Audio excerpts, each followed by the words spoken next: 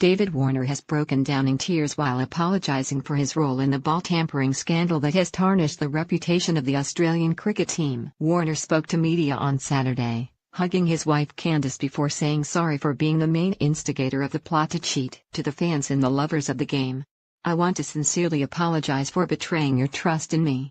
I have let you down badly, he said, while holding back tears.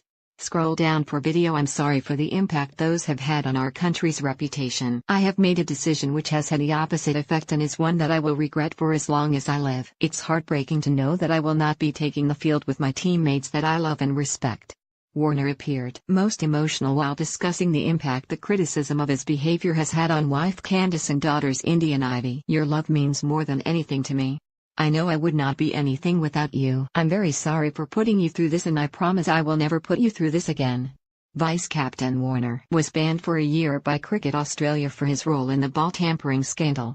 Captain Steve Smith received the same punishment while rookie batsman Cameron Bancroft was suspended for 9 months. Both Smith and Warner were also barred from ever holding leadership positions with the national team again. A Cricket Australia investigation found Warner was the primary instigator of the plan to cheat by using sandpaper to change the condition of the ball in an attempt to generate reverse swing during a test match against South Africa in Cape Town. Warner refused to directly answer questions about who was privy to the plot as it was conceived. A media manager interrupted journalists who attempted to press Warner further as to who came up with the plan, and who knew about it.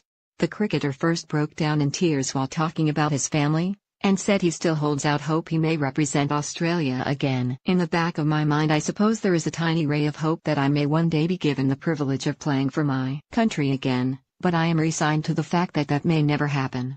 Warner said it was tough to talk about what was going through his mind when the plan was conceived, but alluded to the bitter nature of the series against South Africa. Warner and South African player Quinton de Kock were involved in a number of heated clashes throughout. Warner called de Kock's relatives bush pigs, and taunted him as an F-King Sook. Coach Darren Lehmann stood down from his position as a result of the scandal despite denying any involvement. Warner, 31, spent Friday at Sydney's Intercontinental Hotel at Circular Quay. Upon arriving home from South Africa on Thursday, Warner briefly fronted media alongside his tearful wife Candice and their children Ivy and Indy. As you can understand, it has been a tough, emotional time for my wife and kids, he said. At this present time, you'll hear from me in a couple of days. At the moment, my priority is to get these kids in bed, and rest up and get my mind a bit clear so I can think, and talk in a couple of days. Warner also put out a statement on social media to apologise for his part in the ball tampering scandal. Mistakes have been made which have damaged cricket, he said. I understand the distress this has caused the sport and its fans. It's a stain on the game we all love and I have loved since I was a boy.